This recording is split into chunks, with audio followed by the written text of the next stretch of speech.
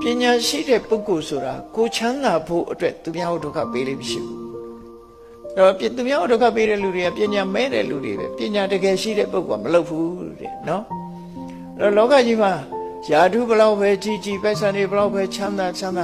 ပညာမဲ့တဲ့ပုဂ္ဂိုလ်ကကိုယ့်အတွက်နဲ့သူများဒုက္ခပေးတာများကြီးပဲခုခေတ်မှာဆိုရင်နော်။အဲ့ဒါလို့ကိုယ့်အတွက်နဲ့ကိုချမ်းသာဖို့အတွက်နဲ့သူများဒုက္ခပေးတဲ့လူတွေဟာပညာမဲ့တဲ့ပုဂ္ဂိုလ်တွေပေါ့လူကောင်းမဟုတ်တဲ့ပုဂ္ဂိုလ်တွေလို့သူတို့ဆိုလို့တယ်တကယ်ပညာရှိတဲ့ပုဂ္ဂိုလ်ကကိုယ့်ရဲ့ချမ်းသာရေးအတွက်သူများကိုဘယ်သူမှဒုက္ခမပေးလိမ့်မရှိဘူးတဲ့မဟုတ်တာဘယ်တော့မှမလုပ်ဘူးတဲ့ကိုချမ်းသာဖို့အတွက်မဟုတ်တာဘယ်တော့မှမလုပ်ဘူးလောကမှာကိုကျိုးစည်းဝါးအတွက်ပြီးလုပ်ပြီးတော့မဟုတ်တာလုပ်တဲ့လူတွေကဗမာပြည်မှာပြည့်နေတာပဲနော်ကိုကျိုးစည်းဝါးရဖို့မဟုတ်တာတွေလုပ်ကြတယ်အဲ့ဒါမျိုးဘယ်တော့မှမလုပ်ဘူးတဲ့ပညာရှိတဲ့ပုဂ္ဂိုလ်ကမတော်တဲ့ဆ